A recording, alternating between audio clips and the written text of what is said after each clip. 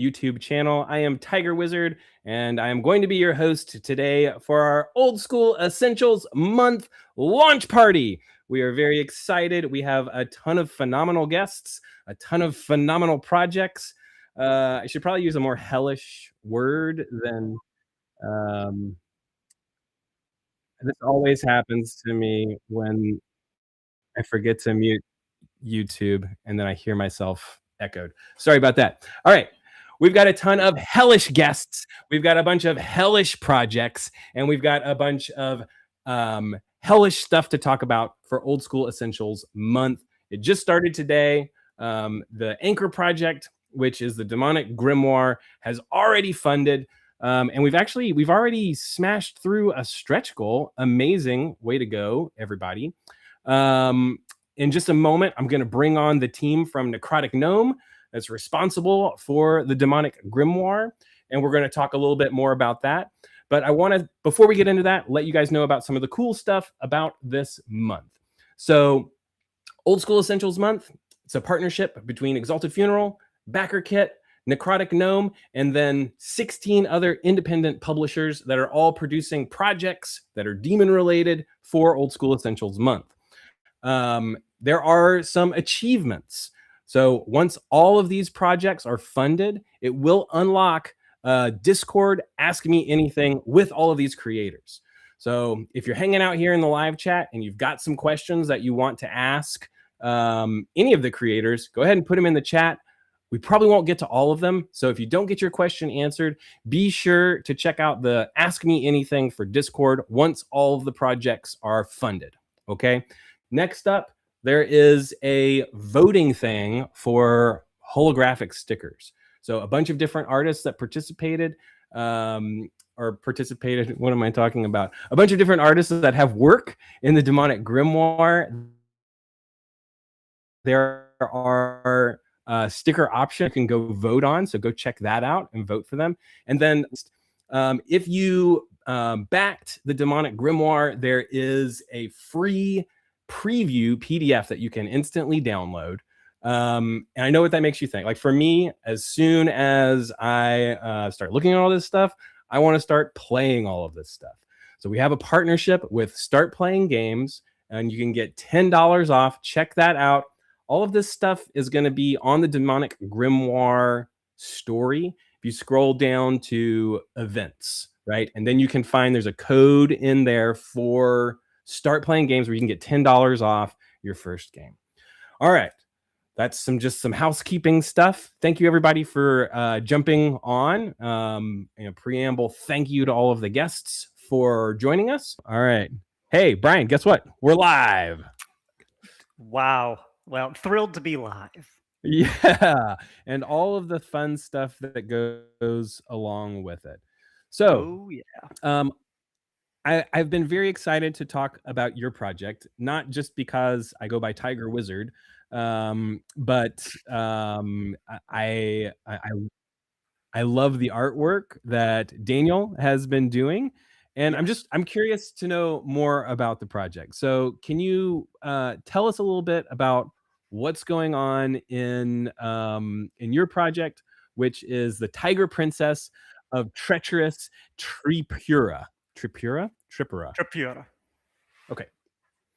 Well, it's the wonderful thing about it being from, a region with so many different languages is that so long as you don't totally butcher it, you're probably correct somewhere, which gets into a whole other bit of fun in general research. But so the Tiger Princess of Treacherous Trapura is a city crawl adventure through the fallen city of Trapura, which is composed of 3 fortresses and was recently rebuilt, recent being in cosmological terms. And it's you're going like there a couple too. 100,000 years, or Time is a very illusory concept when we're not using it to simply measure entropy. okay. So it's Kind of however recent you want it to be. Yeah. All right. All right. But we've rebuilt. Yes, it's been rebuilt, but the tragedy of its fall has really left a mark on its master, the Mayasura, who is sort of contending with what I would describe as a late into his midlife crisis at having constructed the grand works for sublime powers and having had it destroyed for reasons that are not necessarily fair or perhaps to the correct whims of fate, and as a result is deeply depressed, and as such continues the wonderful Indian cultural tradition of, well, what if I got married? Surely Okay. that would fix everything. And that's Hmm. kind of the intro for the players getting involved is the he's marrying a mortal woman. Nobody within his own court is willing to tell him this seems like a terrible idea for any number of reasons, both with precedent in mythology and also what she seems to actually desire from a being capable of manipulating the illusory nature of reality. But you're here mostly to steal things from any number of divine wedding guests, crashers, and the like. Okay. And so just to make sure that I'm understanding clearly, the demon is getting married. Yes, the demonic Yeah. lord is getting married. Okay. And And on your little demon card, we have like an image, like a graphic. If you go to the explore page of the OSE month, you can see all of them. Tell us a little bit about this demon's like tell us a little bit about his like his powers, like what's going on with this depressed demon? Like give me what's one his second to just make deal? sure it's the correct image. Is this the one that was done for the demon cards? Yeah, yeah. Because okay, so that is not our lead antagonist. That's a reinterpretation of the Rakshasa, which, Aha. as has long been my very weird hill to die on, as a fan of Kolchak the Night Stalker, really the amount of damage done by an artist in early D&D drawing both a tiger-headed man and then getting the hands wrong is something that I've had to struggle against working for multiple different publishers, because it's like, no, these are theological ogres that exist within a very narrative context of, trying to devour that which is cultivated, the tapas, the like might of the soul out in the wilderness, and who serve at the whims of what fate commands of them, be it good or evil. It's generally not pleasant. It's generally involves some level of violence and man eating, rather than being, conniving tiger-headed men with the wrong hands. So Was the that's what that I is. can't I know that you're being fun right now, but are you a fan or not a fan of the thumbs being flipped? I couldn't tell. Oh, I'm not a fan of that. No, Okay, but you don't like it. that's just an artistic error. That's Okay. a very excusable thing that had to be folded back into this, and I get it. I get how Sure. these things happen. I don't fault people who enjoy these things, but But you're better. faulting the artist who messed up, right? I'm sure he'll forgive me. It was over 40 years ago, so these I'm things not saying he needs to forgive you. I'm saying like we shouldn't forgive him. mistakes happen. I've worked with enough artists in my life. I get it.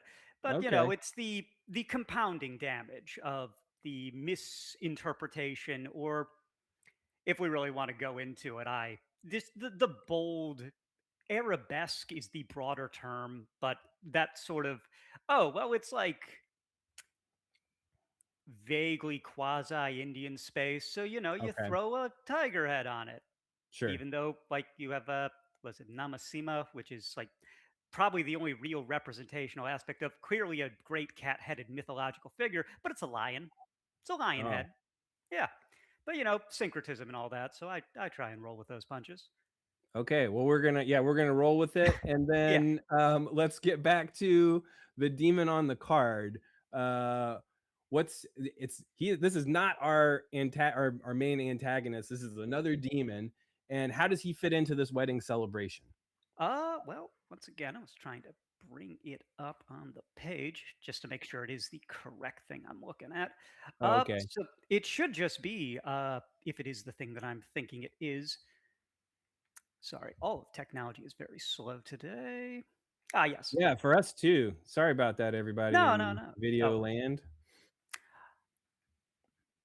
so that is simply just a Rakshasa done up Okay. in a style that is, a little bit more fitting of the various theological ogre archetype it belongs to, where, it can be well, not necessarily benevolent, but perhaps benign in its malevolence sort of entity, or it can be, a vicious, rapacious man-eater who will do all sorts of unspeakable carnage.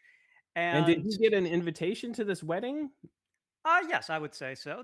All right. A lot of them are coming in with the Mayasura's estranged son-in-law. Okay. Like really strange. Like Well, estranged in the sense of fate sort of demanded that he kidnapped somebody and implicitly cheated on the Mayasura's daughter with her, uh-oh. and they're trying to make it work, but these things happen. Yeah. Wow. Okay. Well, anything else about the Tiger Princess that you want to share with people who may or may not be able to hear what we're saying right now? I'd love to hear maybe a little bit about the team, because I know that there's a couple of y'all working on this project. Yes, there are several of us on here. Let me just make sure I've got that correct page open. Scrolling all the way down to where everyone is listed. Yeah, so I'm doing all of the design and general writing of this, making sure that it properly adheres to what I seek to put forth in adventures, which is lots of tools, lots of ways to make this work for you if you are not necessarily in love with everything in it. If it's got to be treated in a modular way, I want you to be able to approach that with as much ease as possible. Daniel Harlia Carlson is doing all of the illustration and layout. Michael Solian is doing an adventure soundtrack for it, which is going to be very interesting. Oh, Walton cool. Wood is doing the editing. I've worked with him on a few projects, which have lasting harm on my brain. And Emil D. Khan, if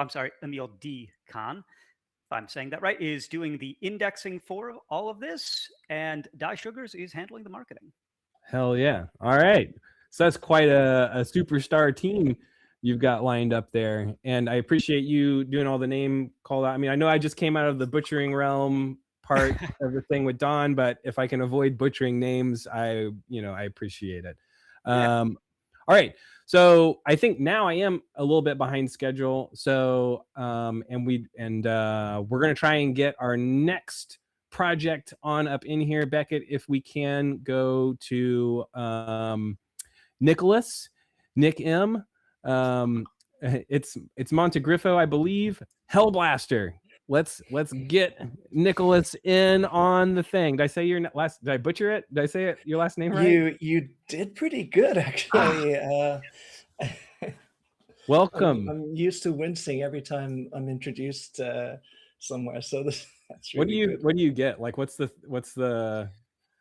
So I've been called up to grab like a certificate. I've been in martial arts tournaments. I've been in various events where I get called up, and they don't finish all the syllables. Like the syllable, it's too much of a syllable intensive workout for them. Like Monte, and I fumble the last one. Like Montemumble.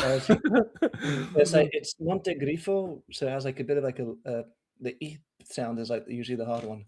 But no, you did great. My last name is Belluri, and I get Belluri, Belvery, Bellamy, all that stuff. So, but hey, we're not here to talk about last names. We're here to talk about blasting our way through hell with BFGs. What does a BFG stand for? Do you remember what it stands for? I can't remember. What it stands for in Doom, or what it stands for in Hellblaster? No, in Hellblaster. Who cares about Doom? We've all played that game. We want to play Hellblaster. Yeah. We've got Balfegor, a sentient demon weapon. Based on the Balfegor. Yeah, the BFG. Love it. I really wanted to one up Black Razor, which has been the kind of legendary demon weapon of BX D&D, and I was just like, well, got demons, got guns. What about a demon that is a gun? I love it. So what? A fun little treasure if you can get to it. What is the Hellblaster all about? Like, give us sort of like the elevator pitch for, you know, the whole project, right? And then let's talk about Doom. All right. So, Hellblaster actually started kind of as a coincidence in my home campaign. I ran a lot of AD&D, and something I liked to do was go through the old Gygax modules, so like Tharizdun and Giants and stuff. And there was one campaign where the main antagonists were demons. Although I like to use modules, I always modify and mix them up. So we're doing going up to Queen of the Spiders. There was Loth involved. I threw in Orcus and Demogorgon too, because since I was 12 and I looked at the monster manual and I saw their stat line, I was like, one of these days I'm going to kill one of my friend's characters with a wand of Orcus. And it took me 20 years, but I got there. You So, did. Oh, you did finally. Yeah, Okay. I've done it. I've hit him with Demogorgon's tentacle too. It's great.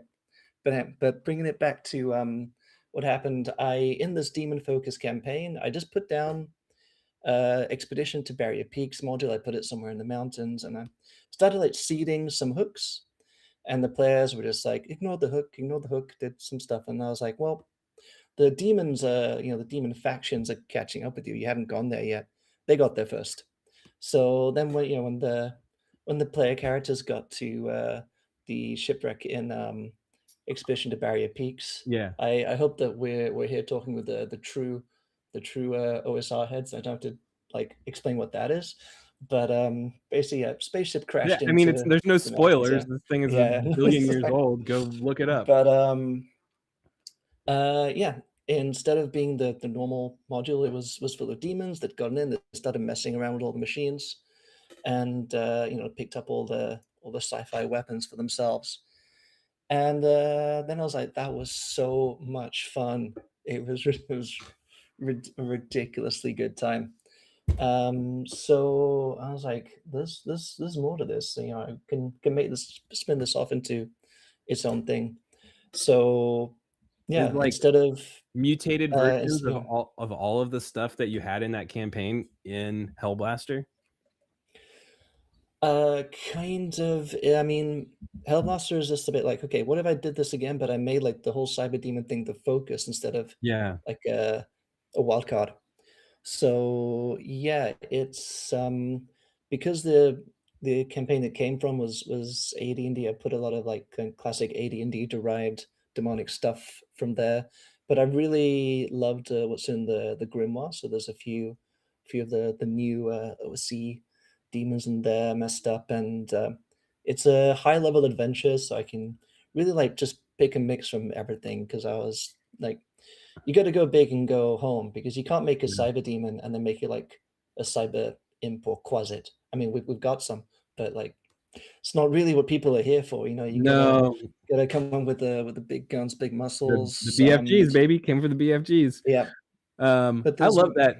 yeah. I feel like when I was younger and sort of playing earlier Dungeons and Dragons second edition and third edition, even in 3.5, and I would get modules, I would never run like a whole module. I would always just sort of like what you were saying, I would just flip through and be like, oh man, that part's really cool, or like, oh, that would be neat, or like, oh, I really would like to hit a player with that. And so I think that's really cool that you've taken an amalgamation from playing a game and then made it into its own thing. It's like you've rebirthed it. Yeah, there's other inspirations, I think, besides the Morty one. Oh, like Gavin Doom, mentioned Event Horizon back there. That was like, you can think Yeah. of like Event Horizon as the prequel to scenario to Hellblaster. The Hellblaster. Okay. The ship gets Event Horizon, gets sucked into a hell portal, spat out the other side, crashes into wherever. The adventure is centered really on the crash ship. I haven't made a wilderness area, whatever. This thing, you take this thing, you open up the demon portal in the sky, this eldritch storms, you throw it wherever you want in your campaign world. If anybody gets this and like throws it in the middle of a city or something, I'd love to hear about it. I Yeah. put it in like a Borderlands mountain range as a default for convenience. Very cool. So, I mean, should we even bother talking Yeah, about? we can talk about Doom. Yeah, it's it Okay. happened at the same, like Doom and D&D happened at the same time for me. Oh, they did. Uh, Okay. kind of, yeah. It was so I'm a millennial, so I, even though I guess like at the time 3.5 I think it just came out, or 3 or whatever. I didn't gel with it, but I am actually a victim of the Dungeons and Dragons satanic influence, because I joined a game from an older dungeon master who played all the TSR, AD&D, Yeah. sensed that I was somehow susceptible to like becoming the DM, like receiving this mind virus. So he gave me, after playing, like his monster manual and stuff, and then got sucked in there. And he was also the same. He also had like on his shelf like occult books, like actual grimoires, Dead Sea Scrolls, that kind of, not exactly satanic, but the spectrum of like occult to new agey stuff. And then look what happened to me, man. Like I just turned out like this. And like it's a terminal condition, and this is, just a way of dealing with it. And then at home on the computer, I had the Doom shareware CD with like Heretic and Warcraft on it, and played the hell out of that. And so writing this has been a lot of fun, because it's like really channeling my kind of like I think I want to say 12, 13-year-old self, when like the imagination neurons were just like crackling all the time. Um, it's been really cool. And yeah, the working with Ray, the artist, like he immediately got the aesthetic. I was just like, let's talk about Doom, Yeah. Quake. Like things are Did you use this? technological, but they're also organic and they're also medieval. Yeah. So yeah, It looks so cool. Like the illustrate. I don't know if you can see it on the YouTube, um, but the drawing that's behind you as your background right now, yeah, I love it. I love the screaming demon coming out of the tank. It's just yeah, it's cool. there's yeah, something we did to make sure that we could have like the sci-fi weapons in there and Yeah, stuff, and not like break a regular fantasy campaign.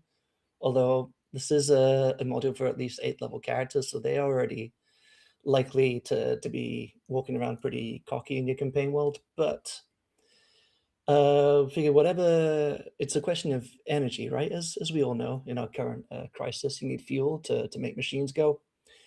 The demons can't make any more of the fuel that this advanced society that the little spaceship came from, but they are pretty good at like harvesting energy from souls. old. Yeah, that's what I was. So they've set up various kind of clutched together kind of soul harvesting areas inside the ship.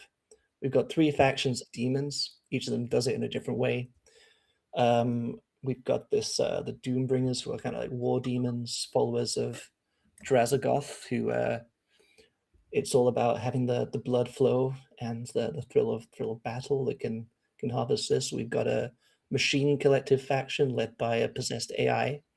They're straight up we're gonna assimilate you, turn you on to robots, kind of matrix you up, put you in a pod, and just like suck that stuff right out efficiently. Yeah, Jesus, Nick, that's a little too close to home.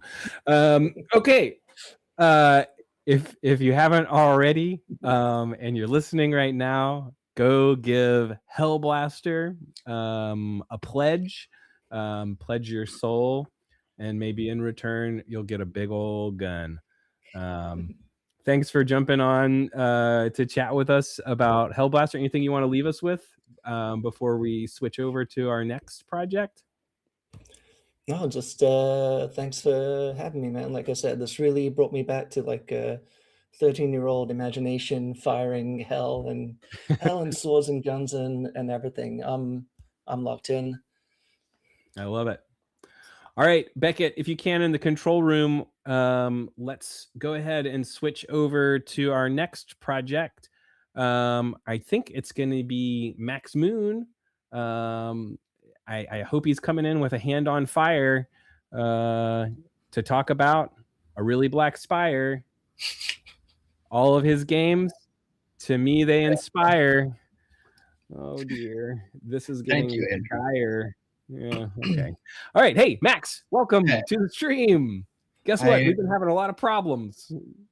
Yeah, it seems like everything's working though now, huh? I don't know. I have no idea. It's good to see your face. How are you? You too. I'm doing pretty damn good. Okay. That's my pun. You're doing pretty damn good. Uh-huh. Okay. I'm trying for you here. Come on. I feel like what you've got going on for Old School Essentials Month is a little bit different than what everybody else is bringing to the table, and I'm excited to talk about it. PvP. Yeah. What the hell? What's going on? Killing your friends is fun, Yeah, sure. and we don't do enough of it. Fair. And like, I love adventures. I've been playing a lot of fighting fantasy over the years, a lot of like, Yeah. lone wolf, that sort of stuff. I love game books. And I'm obsessed with demons. And so it's just like, how could I kind of play with this and like get at some of this different tension in a way that maybe just leveraging some tools that we don't use quite as much in the TTRPG space. So like, just got to thinking about these old TSR game books, the one-on-one. They were bad, but they were really cool, and the ideas were great. Wait, are you talking about the books that they had where it was like in between sessions you would do an adventure on your own to like level your character up before the next are you talking about those ones? No, hold on. Okay. I'm just gonna grab it. Okay. Okay, yeah, go grab one. Okay, so if you're listening at home, they're also TSR also made these things that were like solo adventures that you could take your character on in between sessions to like level up. I don't know how DMs approve this, but what do you got, Max? These old like one-on-one game books. This is what inspired what we are doing here.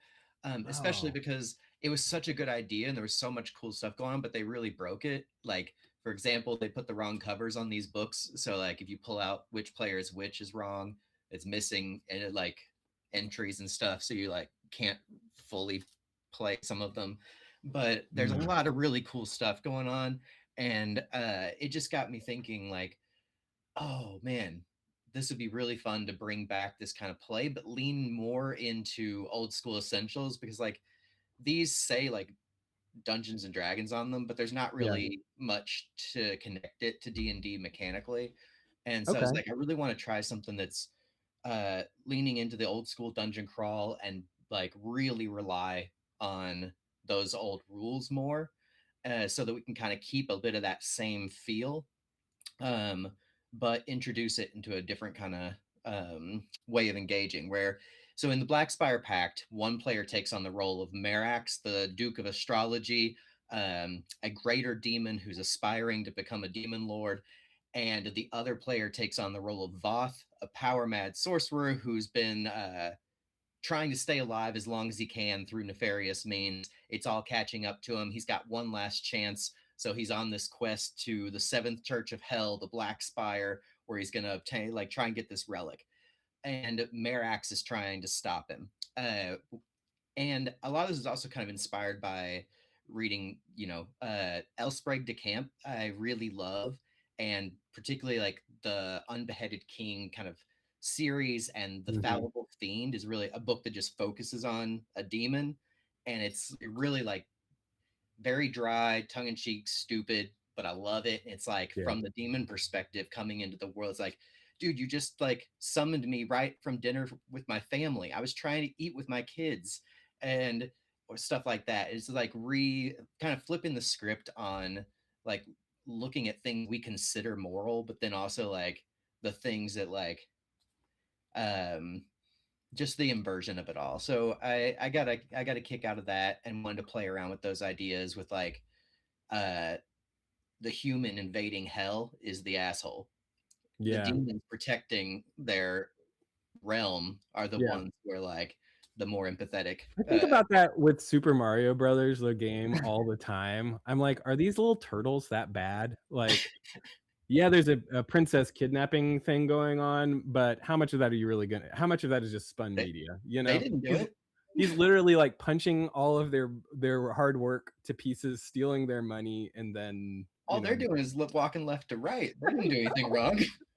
It's so funny that you mentioned El Sprague de Camp, because I just read a short story of his, and I am going to tie this. I'm going to tie this back. Okay, don't worry. I've got a connection kind of brewing in my mind, but it's from a book called Flashing Swords #2, Okay. which is a collection of sword and sorcery writers that formed their own little club, right? Their little community, like a guild. It was called Saga, which was the Sorcerer and Swords writer, or and Guild America. I don't know how they made those words work, but sword and sorcery writers, right? And they made this little club, and then they all wrote a story and collected them together in these 2 tomes. Tying it back to Old School Essentials Month, it's kind of like what we're doing. We're making a club of creators that are sort of excited about the same material. Everybody here is excited about demons, right? Everybody here, you can tell like they've got some kind of connection that they're really digging about demons, and we're all doing it together. So I love the collaborative spirit. And then of course with yours, the taking that collaborative spirit and ripping it apart and butting heads with your friends. So yes, I've been really excited about. We got Eric Roper and Skinner doing the illustrations, so we also kind of been leaning to like Skinner as the like chaotic demon perspective, Eric as like mystical like enchantment perspective, and I've been kind of like I'm like, will their friendship survive this? I don't think so. By the end of this, they're gonna hate each other. So here's a Skinner piece on. It's always behind me in my dungeon here, and then Eric Roper, made famous for his covers for Sleep. Although I would say that he's got plenty of other amazing pieces outside of that. That stuff. So yeah, that's pretty cool. And from what I understand, there's going to be some kind of an event with these 2 artists later in the month. Yeah, we're working on planning a live drawing stream so you can watch them. They're currently working on the interior illustrations. And so we're planning something so people can actually see the art in progress. And on that note too, like I haven't announced this yet, but like we're gonna have some original pieces available as well. So that'll be yeah. Can you tell us a little bit about your creative partner, Janica? Yeah. So Jonica and I formed Flaming Hand together. We actually like Jonica. Sorry. Butchering names left and right. Yeah, I mean names are hard things. We met through our spouses, kind of like, but like not actually meeting, just like knowing about each other, because we were both like occult obsessed weirdos, also making gaming stuff, and they happened to go to high school together. Okay. And eventually, my spouse bugged me enough about like, you really should talk to him. You're gonna love him. So I was like, you know what? If I'm gonna talk to a stranger, I'm gonna write him a letter. And so I wrote him a letter. Sometimes people respond, sometimes they don't. And I do that every once in a while, and I like it. And Jonica responded, and we wrote back and forth a bit. And was then, it like on paper? Yeah. Through the United States Postal Service? Yes. Love it. And it was mostly about like occult stuff. And then we like connected more and then started collaborating on some projects. And then we were collaborating on a lot. Jonica is an incredible occult poet outside of the gaming sphere.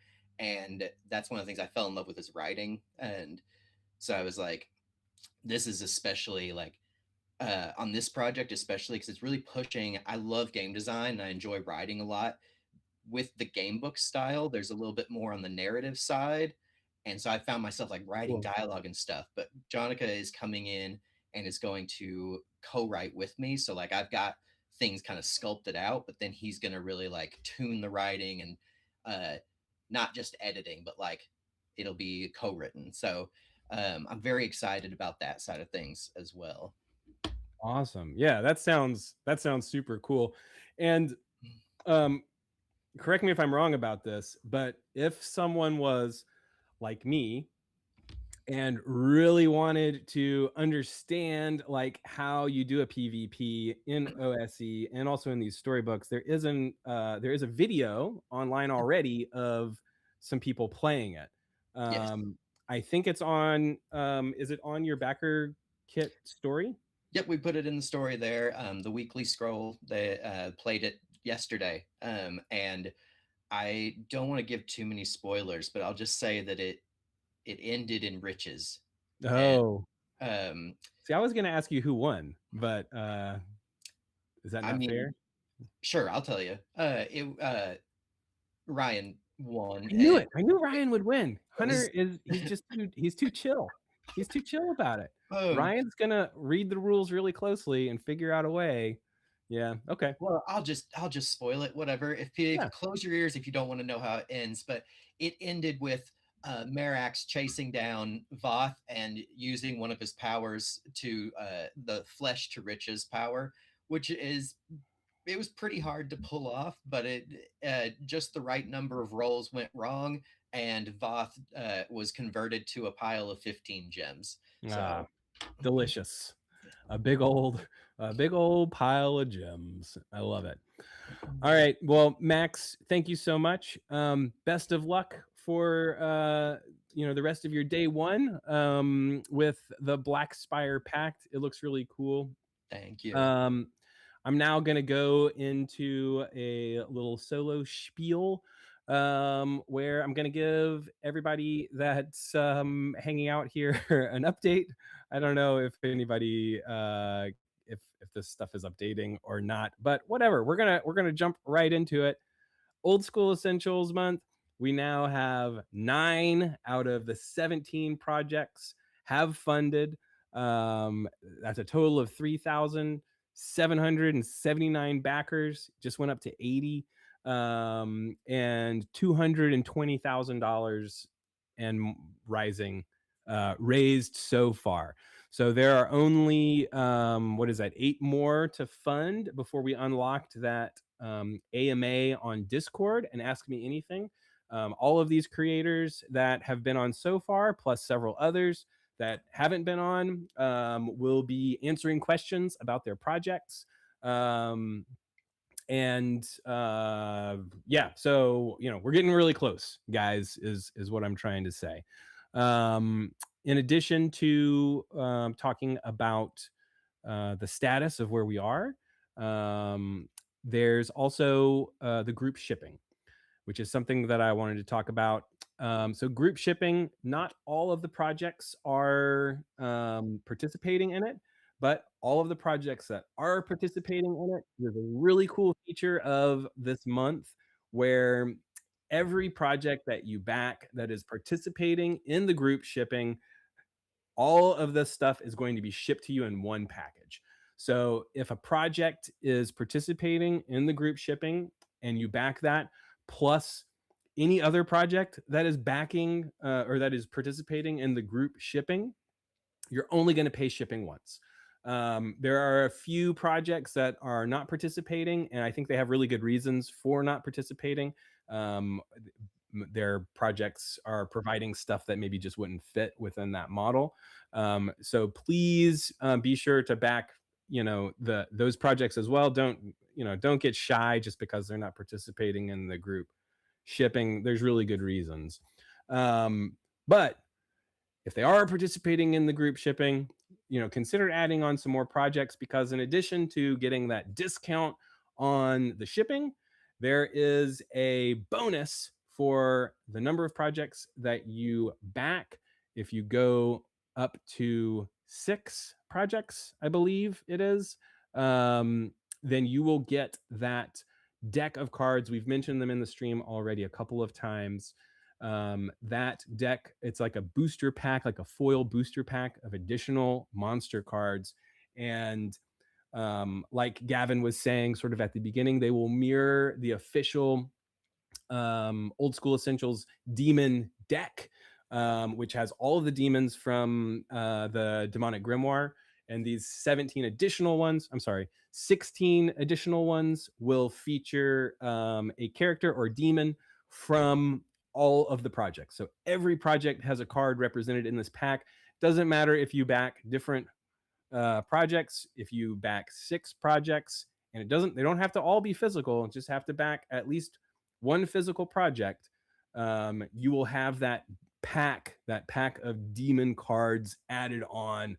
It's really cool. It's if you go to the backer kit explore page, there are flare icons for all of the projects that give you an idea of what those cards will look like. So definitely go check that out. I already mentioned at the beginning, but I'm going to mention again, startplaying.com has or maybe it's startplaying.games, sorry, is what I think it is doing a collaboration promotion with us for this month. So there's a whole bunch of referees that have some of the new official Old School Essentials materials, including Golden Lies, which is something that will unlock as a free add-on for all backers of the Demonic Grimoire. But it is Quick Delve number 5. So there's another Quick Delve that will come out before that one. But if we hit that achievement, then everybody that backs the Demonic Grimoire will receive a copy. And if you sign up on startplaying.games for any of the Old School Essentials games that are running, you will have the opportunity, because some of these referees have this content early, so you can actually go and play in this this demonic themed adventure ahead of its release. If you're interested in seeing what that will sort of look like ahead of participating in your own exploration of Golden Lies, there is an actual play that will be streaming here on the Exalted Funeral YouTube channel. It was pre-recorded, so there won't be any of this stuttering stuff you've been having to deal with today. And it will be broken up into 3 parts. We've got a fantastic cast of players playing along with the author, who is the referee and DM. So you'll definitely want to tune back in to YouTube. Turn the channel on the YouTube to Exalted Funeral. Okay. There we go, everybody. I did it. Woohoo! Promotions. Thanks everybody in the chat for hanging out. I see you all there. Sorry I'm not responding very much, but I'm gonna say hell yeah real quick. All right. Thanks for tuning in. We're gonna go ahead and bring on our next project. So I'm gonna check my little schedule here. It is going to be Ahimsa from Emporium of the Dam. I am so sorry for butchering your name. I'm sure I did that wrong, but welcome to the show. Beckett, can you send Ahi in? Hey, you're in. Welcome. Yo. I'm sorry. Did I pronounce your name completely wrong? Well, you had a couple tries. One of them wasn't far off. Man. Can you tell me which one was pretty close? Ahimsa. It's nice to meet you. Welcome to the show. Let's talk about Emporium of the Damned. What's it all about? All right. Good question. So we wanted to make something that sort of sat alongside the Demonic Grimoire. So it's sort of just like almost like, it's a dirty word, but almost like a splat book for it, just to kind of expand it in some ways. So I kind of built it up using a lot of real life sort of demon lore and real place mythology. For example, Lithuania, there's this legend that amber comes from the sea goddess, and she married a mortal, and the gods got mad at her. They destroyed her, and her tears became amber, and that's how they explain like amber in the Baltics. So naturally, that became a demon princess and a mortal, and that became soul amber, which is kind of our currency in the Emporium. So have kind of like a, and there's a lot of those kind of things, you know, like a lot of just these sort of references to real life myths or real life demons. Okay. So amber is your currency. What are we buying at this little shop? Like what are the Yeah. goods? So first of all, it's not a little shop, but we're talking a massive, big shop. sprawling bazaar, right? Okay. And you know, like we've detailed a lot of things in a lot of places, but we say like, imagine like, imagine the markets of Istanbul. Like there's more than you can see in your whole life. But there are things like you could get sort of grimoires that are not printed on books, but are maybe printed on non-traditional things. You can get well, there's weapons, and actually the weapons, they're kind of the most boring thing, and they took me the longest to write. So I tried to find like real life weapons that aren't always in like D&D, so like weird missile weapons and that kind of stuff, and then demonized. You can learn demon names. That's kind of the most dangerous thing of all, because if you can summon the demon, then you think like Elric and Ariok kind of stuff, right? Like, so basically, the answer is kind of everything. I mean, it's 60 pages long zine, and at least 40 of it is like stuff you can buy, or mercenaries you can hire, or like orders that you can get like demon hunting technology from, or you can become a demon yourself. Like if you accept like the devil's bargain, then it gives you powers, but the more powers you get, the more devilish you yourself become. I always say like having to go shopping is kind of like going to hell. And I think that you've made it a real thing, right? So I think that's really cool. Can you tell me a little bit about your collaborators? Because it's not just you. There are a couple of other people behind the team at Night Owl, correct? Yeah, it's myself and Wind Lothamer, and I kind of do most of the writing, and then he'll do the layout and the art. And we're done with layout and almost done with art. So and also done with funding, by the way, fully funded. Yeah, so congratulations on that. Yeah. We've learned that if you set your number low, you feel pretty good about yourself pretty quickly, So it's like a life hack for us. Yes, so Wind's really like the talented one. I just make up a bunch of words, and then he's really pretty. And in this one, he really like it looks cool. Like it's all kind of like red. We don't, often our books are black and white, but this one's going to be color, but it's like predominantly red.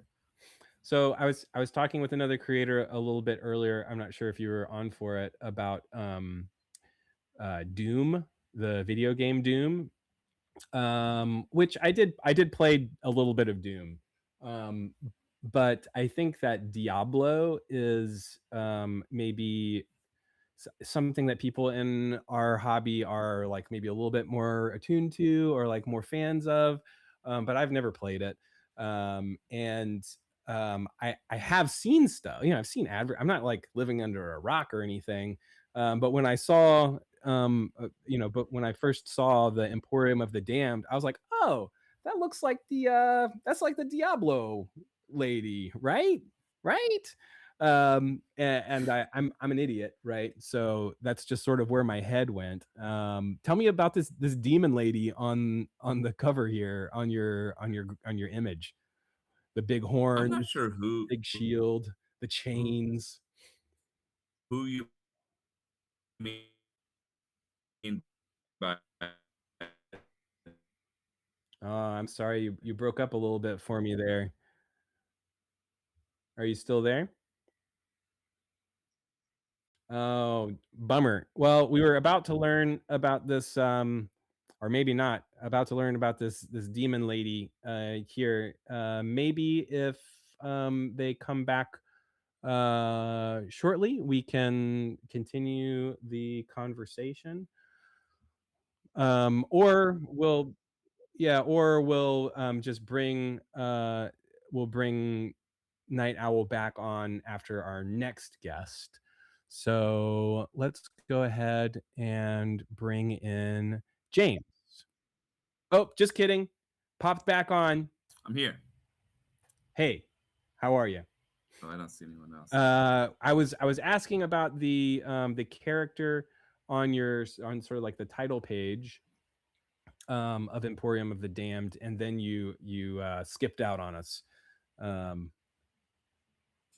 before we could hear your answer. Can you hear me now?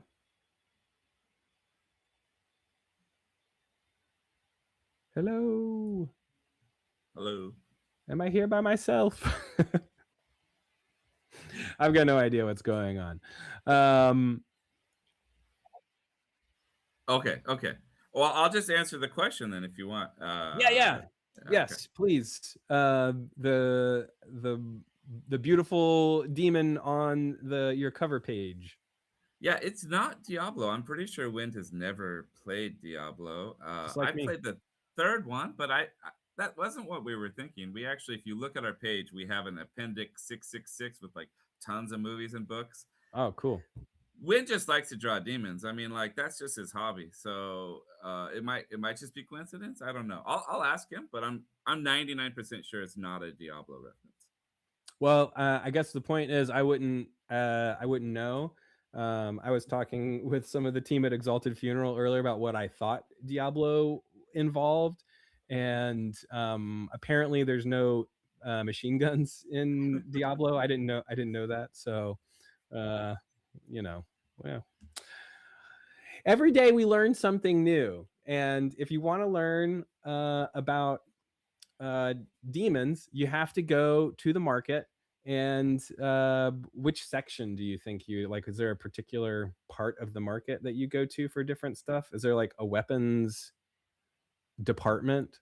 Or yeah, there's like so the whole market's on like the spine of a giant dead titan. So different parts have different things, right? So each vertebrae is like home goods, and then toddler clothes.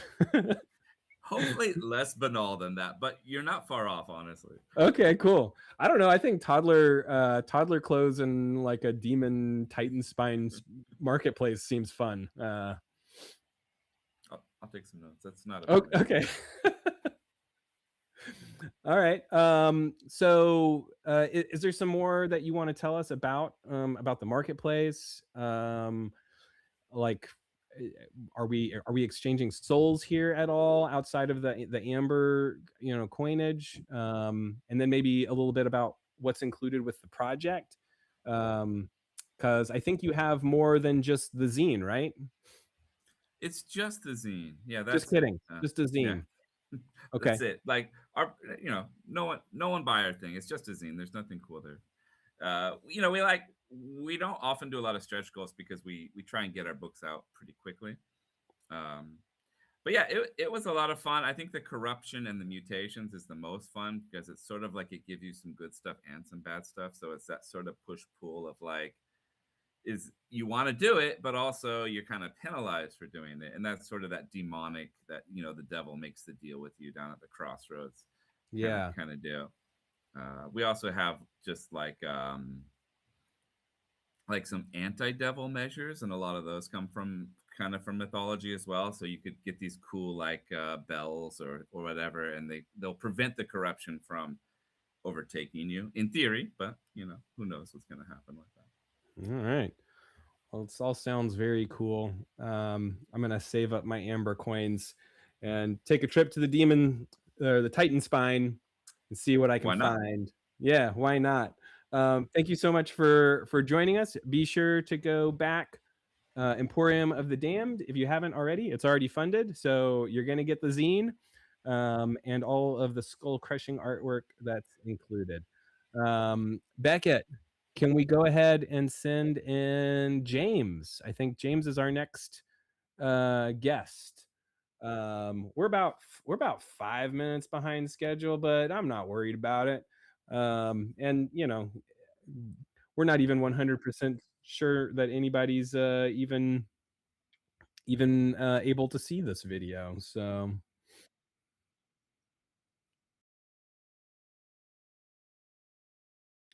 James is right over here. Unmute yourself and make yourself known. Unmuted, waving hands. Yes, excellent. Hi, Welcome. everybody. Hey, James, how are you doing? I'm doing so good. How are you? Pretty awesome. I've been talking to a lot of people about demons, and I'm having a good time with it. Let's talk. Let's talk about you. Tell me about Crumbling Keep and what it is that you do with miniatures. Well, last year we started a miniature line. We've partnered with Mustafa Bakir, great artist. We've partnered with him on like a lot of projects at this point, mostly like adventures that we've done and things like that. Yeah, I love his Um, stuff. oh yeah, it's great. It's great. He's had some stuff up here in earlier OSE things too. Yeah, it it all began because whenever I saw something that had his art on it, I'm like, okay, got to grab that. And eventually, I reached out to him about working on some things, and we've been in a group chat and conspiring ever since. It's been great. But yeah, last year we were like, well, why don't we try and put out some wooden like meeple minis with your art on them? For various reasons. I mean, one of which is I feel like it's kind of hard to get that kind of old school feel in miniatures unless you're going back to the clunky casting methods they used to do, Yeah, you know? yeah. So yeah, getting these little wooden chunky dudes with his art on it has been great. And these are going to be with the ones we're releasing this time, the 10th sets that are going to be coming out. Wow, that's awesome. I actually I'll hit you up on Discord later because I commissioned Mustafa to do a, a portrait of me and some of my friends, and we made it into a poster. I'll send you a copy. But I'm also a Please fan. do. That's rad. Yeah, I'm also a fan of his stuff, so that's really cool. When I first saw your proposal, I was imagining in my head the artwork would be flat and then made into like those triangle table tents. You know what I mean? Like that you would Oh get. yeah, yeah. Yeah, you'd like Like the cut old them school out and like put 'em. paper ones you'd cut out and kind of fold up and tape at the bottom. Yeah, and then lose or get torn in half, and so Right, right. these are much more durable and Well, um, yeah, that's I mean, so a bit ago, I asked folks who had gotten them before, like, "Hey, what do you like about them?" And yeah, resoundingly, so many people were like, "They're durable." You know, like you're not breaking your swords when you try and transport them anywhere. yeah. Like people aren't picking them up and the heads are snapping off. Like a lot of people are like, "Oh yeah, these are my go-to convention guys now because I can just throw them in my dice bag and I'm not that worried about them." And So you know what's yeah, also they're really cool about them is they can double as like initiative tokens if you do the like blind bag pull out uh yeah, like with Troika the style. troika style. Yeah. So I've done that in games That is before a rad idea. I like that. with the wooden meeples. Um, I feel like if somebody starts to really know the shape of the one representing their character, maybe that's not so good. But you know, if you want to try it out, why not, right? Yeah, yeah. I mean, people are gonna game the game if they can, you know. Yeah, Man, let those gamers game. Well, hey, so you funded. Congratulations. thank you, thank you. And so, as a part of that, we're gonna get. Is it four sets? So there are 4 sets available. The way we're Okay. doing it is we have it set up so that folks have the most freedom to select what sets they want. So you buy battle bucks, right? And so Okay. once you get your battle bucks, once the pledge manager comes out, you're gonna each battle buck gets you 1 set. Okay. So our You get standard four pledge is battle like bucks, or you get 4. all four sets if you wanted. Yeah. Right, right. Or you can get 10 and get all the older ones too, the orcs and dwarves and Oh, everything. okay. Um, but yeah, I do want to mention that 2 of the demon sets are based on the demon lords from the new Demonic Grimoire and are definitely going to be a limited run. So it's however many we sell during this backer kit and like a few more to cover the what the manufacturer needs, and that's it. So that's a Demon Lord set 1 and 2, right? Yeah, yeah. Okay. Yeah, and so these are the 8 Demon Lords that are described in full in the Demonic Grimoire. Tell us about the other 2 sets. So the other two sets were kind of tough, right? Because after we Okay. did the Demon Lords, it was a matter of like, what demons do we want to do? Like, what demons are like the cool ones, you know? So I poured over my AD&D stuff for a while because that seemed like the best place to go for it. Pre Demonic Grimoire. And so we got the Pit Fiend, we got the Balrog with the serial number scratched off. Uh-huh. So yeah, we tried to go for like and the succubus, because like you need a succubus. That's important. Um so yeah, we tried to go for that. We do also have the Demogorgon isn't available to buy, but we partnered with a few campaigns where if you back their campaign and our campaign, we did make a Demogorgon mini. That looks pretty rad. Oh, So we'll so send that out for free to anyone who does that. that's a special multi-campaign bonus. Yeah? Yeah, exactly. Very cool. So like which other campaigns do you need to back if you want to get that one? So you only need to back one other campaign, but there's a few you can choose from. Okay. So we're working with Hellblaster, Black Spire Pact, Emporium of the Damned, the Dimension Delver's Guide to Demons and Devils, a Bader Hymnal. Yeah, any of Oh, those, yeah. and here comes the Demogorgon. All right. There you have it. I'm very excited for all of these projects. We talked to most of the people that you mentioned already, and then I'm pretty sure the project that we didn't talk to is going to be coming on in a little bit. So yeah, that's something to remember, is that in addition to all 4 of these sets, you can also get this sort of, I mean, it's really cool looking. This Demogorgon looks awesome.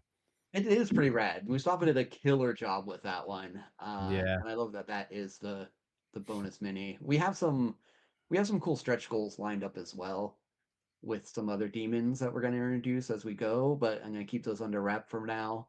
And we also have so I haven't really announced this anywhere else yet, but Oh, each week wow. This we're is the going to place. announce This is the right? place This is for the place, right? announcements. So each week we're going to have a new freebie that we're going to Okay. give away to everyone who backs by the end of that week. And so we'll be Okay. announcing that toward the end of each week. Everyone who's already backed the project now, good job, because you're going to get all of those as we go along. Anyone who's on the fence, like, yeah, now's the time, because each week it's going to go away. So join Okay, now. so James, Get so them all. Like if we Pokemon. back right now, you're gonna get minimum 4 additional things, right? For the Right. 4 weeks. And then also, if you back any of those other mentioned projects, you're gonna get the Demogorgon. So if you back today and you back at least one of those other projects, you're talking about 5 free things included at the end of the campaign when you get your big old bundle of miniatures. Yeah, well, technically we're not doing it for the last week because the last week is just all the stretch goals. But the way we're All right, just going, we're kidding. gonna have another free mini in there with our first stretch goal. I'm guessing today, but we'll see. Okay.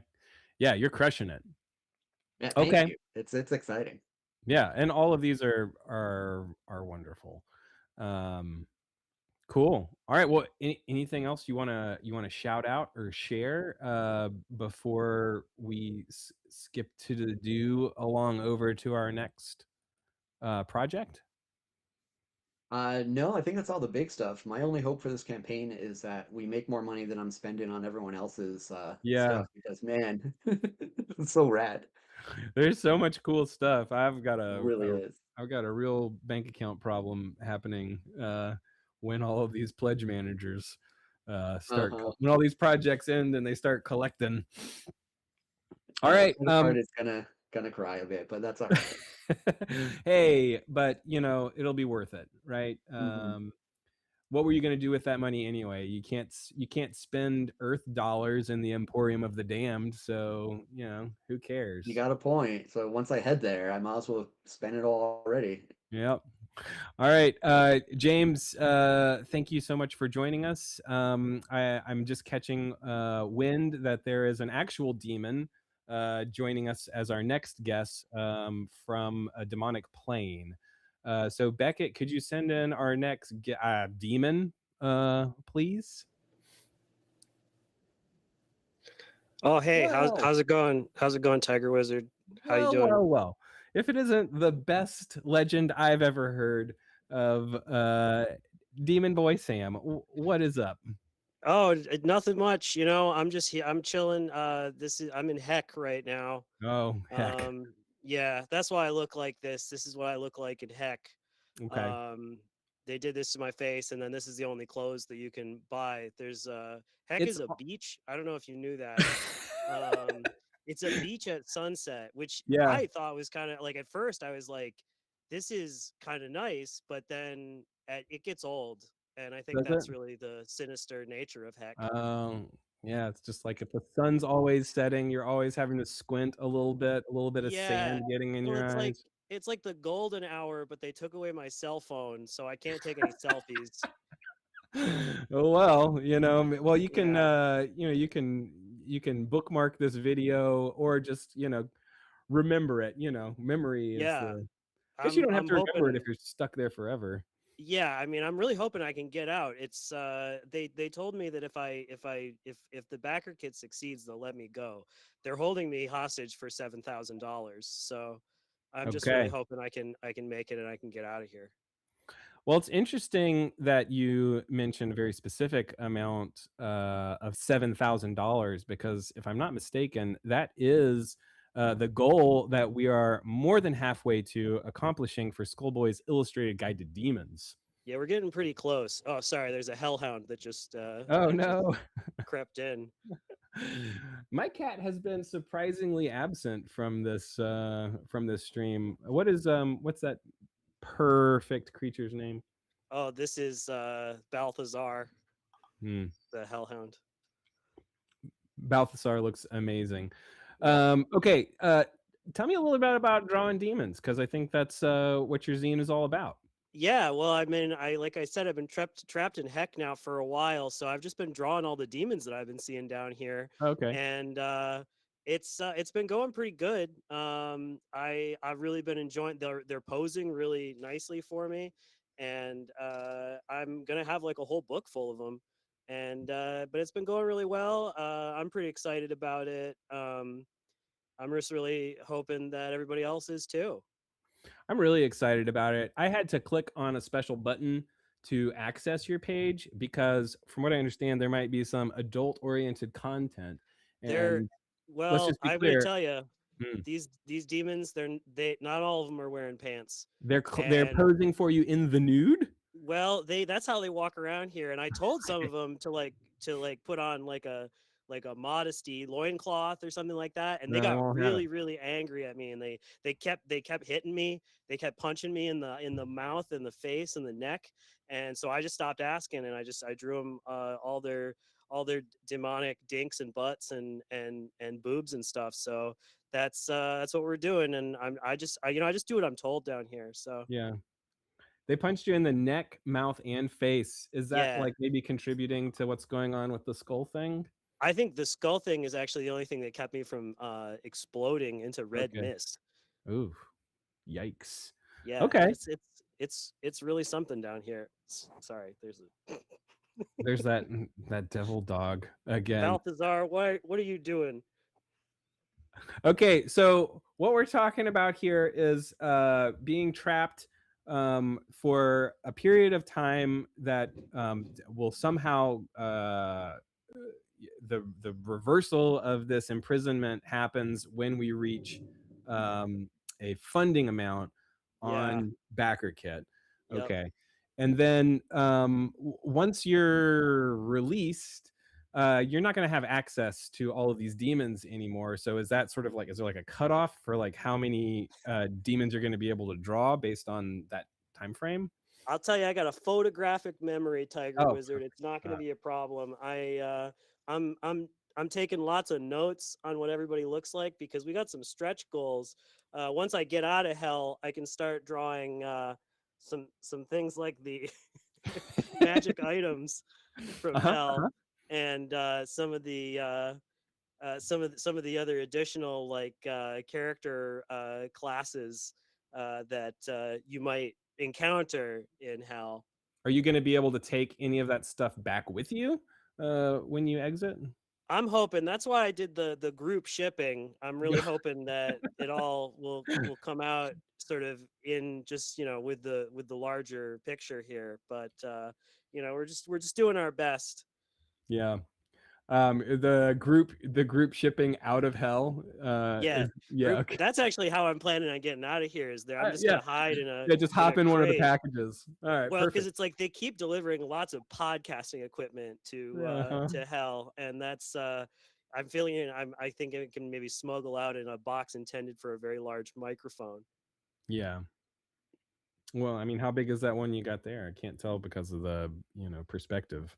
This one, well, it's very far away from me. This one is it's about 6 feet tall, so it's gonna be perfect. Yeah. All right. Yeah, you can just hug around it, wrap your cloak around it. I'm just gonna wrap myself around it and just like really pray that we can make it all work.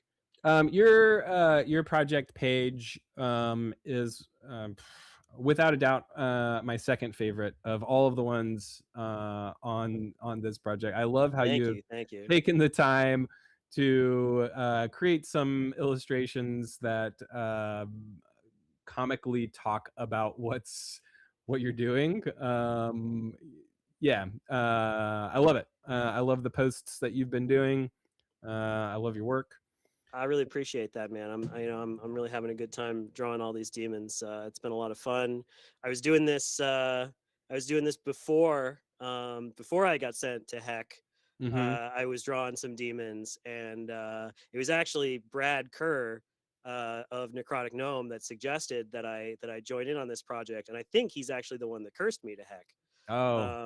So that checks out. You might remember him from being the sassy guy at the very beginning of the show when we were having all the technical difficulties. Yeah, I do. I remember that. I remember that he was just like, I think he said like, I love demons, I love evil. Yep. And I got to tell you, I'm sort of lukewarm on evil. I've been in Heck for a couple of months now, and evil's just okay, I would say. Yeah. It gets a little old after a while. Kind of mid on mid on evil. Kind of mid on evil. Okay. David Hoskins, art director at Exalted Funeral, says Skullboy equals instant pledge. Echo that sentiment. I appreciate can you tell me that. Can you tell me a little bit about Between Two Cons while I have you here? Yeah. So assuming that I can make it out of Heck, one of my first stops is going to be in Portland, Oregon. Do you think you'll make it out in time? I'm really hoping because we got to be able to. It's either it's if it's not one thing or another. I'm hoping we don't run out of jet fuel. I'm hoping I make it out of Heck. There's all sorts of things to be worried about. But I am really looking forward to it. I think it's gonna be a great time. It's gonna be June 26th and 27th. We're going to be putting on just a big old gaming convention in the lovely Portland, Oregon. You're going to be able to hang out with all us on the podcasts, and we're going to be doing some live recordings. We got live recordings from 3D6 down the line. We got a ton of great vendors. It's going to be a really cool event. I'm really proud of it. I'm working on a bunch of merch for it too. We're going to have some some con t-shirts and posters and all sorts of cool stuff like that. And, heck yeah. That sounds really fun. I wish I could join you, but I might be in a hell of my own. A hell. I understand. Yeah. Anyway, I can't wait to see all these boobies and butts and and dongles that you're drawing on all these. you know, I never know what to click, if to click that button or not, because like it's not like all boobies and butts and dongles, but it's like it's not no boobies and butts and dongles. So like, you know, you just gotta roll with the punches down here, and like everybody's got like all sorts of stuff flopping around, and you just gotta draw what you see. Yeah. I mean, this We need- hellhound is getting pretty aggressive. I Yeah, don't, I see that. Really yeah. interested in the robe. Yeah, it's you know, it's a robe of protection, but it's the magic is wearing thin. All Please right. don't chew on my magic amulet. Skullboy, thank you so much for taking the time out of your hellacious heck sunscape sunset. Yeah, Um, yeah. I hope you don't get any sand in your cloak. Me too. I have to keep this on, otherwise I'll be sunburnt into oblivion really quickly. That's one of the other problems about heck. But Heck's pretty hey, hot, huh? yeah, it's pretty hot down here. It's like I clock it at like 74 degrees. It's like I'm getting pretty sweaty down here. I'm really hoping it doesn't get any hotter. Okay. All right, Sam, thanks for joining us on the stream. Thanks to Balthazar for also making an appearance. And Yes, go back, anytime. Skullboy's illustrated guide to demons. There will be some nudity. All right, Thank Beckett. you. Thank you so much. Have a good one. All right. Enjoy hell. I mean, heck. Beckett, can you send us in our next guest? It's going to be my buddy, Zach Goins. Hey, Zach. Welcome. Hey, Tiger. How's it going, buddy? I'm doing all right. How you doing? I'm doing okay. Just talking about Demon Dong and singing along. An average Wednesday, I guess. Yeah. I guess so. Yeah. So once again, we have a single representative for a project that has a whole bunch of people involved. So Zach, can you tell me a little bit about, first of all, your partners and also both of the pieces that come with a ritual most foul and a delving most dark? Yeah. So this is a project that I'm tackling with Jeff Jones. He has a publishing arm called RPG Ramblings. And Jeff a and I do it. podcast too, right? Oh, so many things. Jeff he's maybe the person who does more things than I do that I talk to regularly, at least, right? He's just crazy. He and I have done a million different old school essentials and Shadow Dark and things like that projects over the last few years. And this is our latest one. So Jeff's kind of the main guy. He's the publisher. He's one of the editors. He does the layout. I mean, he does everything. And then there's a host of us that write and do things for him in addition. So you've got people, I mean, there's a whole list. I mean, I don't know how there's probably somebody that we forgot, honestly, at this point, but there's like 8 writers on this project. John Baltersberger's on it, Zach Allen, my doppelganger, Andrew, Frank, I mean, Will, and then Lixu as well, who's helping us out. So there's a ton of creators, but Jeff's definitely the guy who runs the show. Very cool. And like tell us a little bit about what's going on with these two, they're zines, right? I mean, I'll be careful. I think they're way bigger than you would expect with a zine. I think one of them is like 150 pages and one of them is like 120 pages. Okay. Yeah, those are quite large. Yeah, right now they're soft cover, but we're eyeing maybe doing like a free upgrade for backers if this does well enough, like a secret stretch goal to turn hardcover, if we can hit it. But so yeah, both of them are 150 plus pages. Wow. Yeah, it's a lot of stuff. I apologize. I did not mean to be insulting by calling this a zine. This is a full-on, yeah, a full-on book. No, it's all good. I mean, initially, you know how it gets. Like initially, we're like, oh, these projects, you know, one of them will be like 50 pages and the other one will be like, 75 maybe, right? And then you look up and you're like, oh no, these are books. Yeah, Yeah. these are real. Yeah, so let's see. We kind of divided them based off of storylines and themes. So, A Ritual Most Foul is the one that I had a heavier hand in, and it is kind of my love of cults and devils and demons mashed together. You've got a lot of cultish resources for adding like factions to your games with a lot of generator tables and things like that to really bring not just demons and their ilk into your game, but also the humans and others that might follow them in a heavy dose. And then it's got a three adventures that kind of tie in with that. Um, and then Delving Zach, Most Dark. Oh, go ahead. have you ever joined a cult? Maybe one day. Yeah. Oh, not yet, but one day you're thinking about it. Yeah, I mean, like I think like I'm really intrigued by your cult over there, and then I'm always intrigued by everybody else's cult. I think I would like to join one, and then someday maybe start my own. I think that's the goal, Yes, right? we over here at the Tiger Wizard cult. Everyone gets a sticker. Yes. Stickers. You get a little dungeon every time you see you at a show. I mean, the perks of your cult are second to none. So Yeah. Well, what other perks can people expect? I guess from the second part, which, from what I understand, is a more traditional dungeon delve in A Delving Most Dark.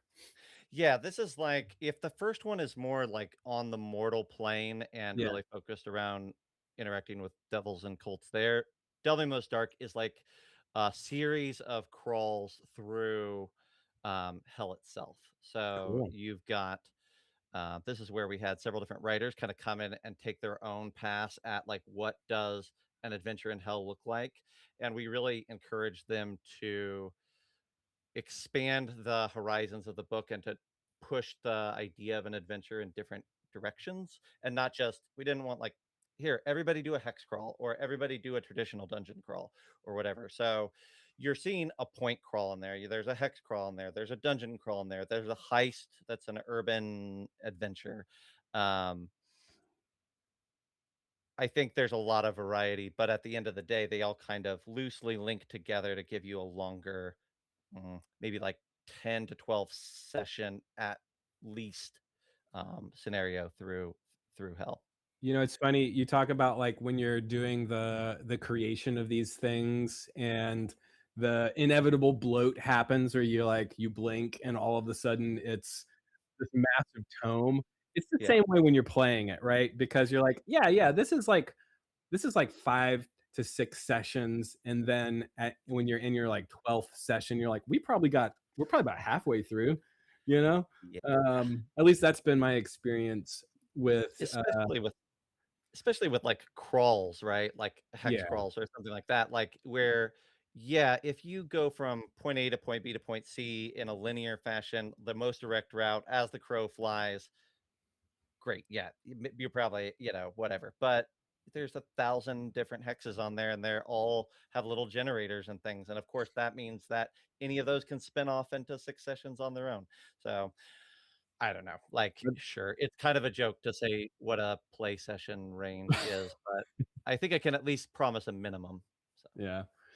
Well, I remember doing a hex crawl when I was in like my college years, and we would get together, same group of folks, and we would get together at like 11 a.m. on a Saturday, and then game for a couple hours before we ordered pizza and took a 30-minute break, and then continue going well into well past midnight.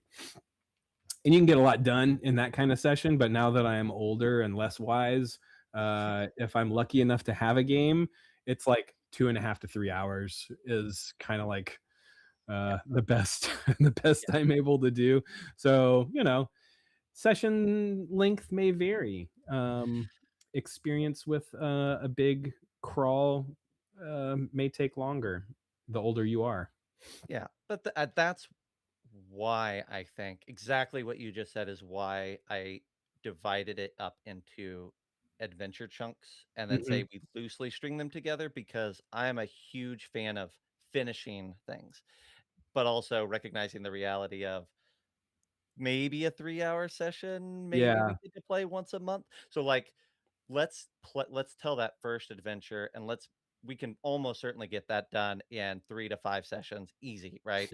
Okay, well, then we can decide if we wanna move on or not, and if that took us 8 months to get through those 4 sessions, okay, well, we can pull a ripcord here and feel like we finished something, or we can choose to move on, right? I Yeah. like off ramps consistently to allow for life to get in the way if it has to.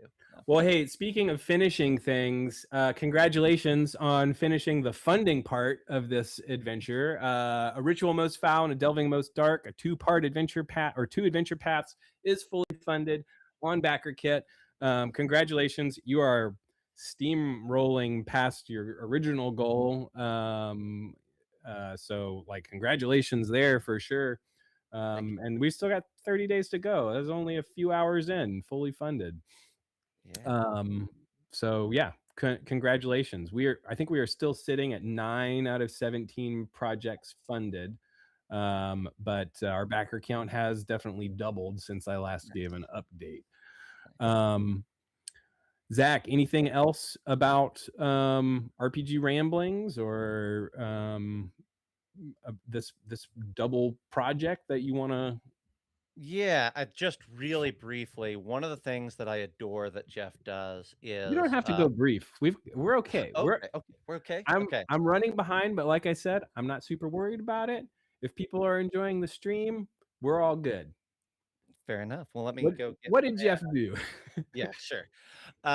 So one of the things that Jeff does that I adore is a zine series called Gary's Appendix.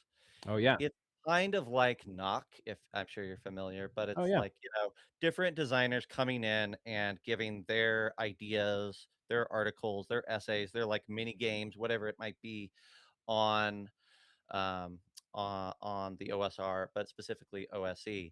And then Jeff also goes in and like adds an expanded bestiary entry for a collection of the original OSE bestiary with like different ecology points and things like that for a handful of creatures.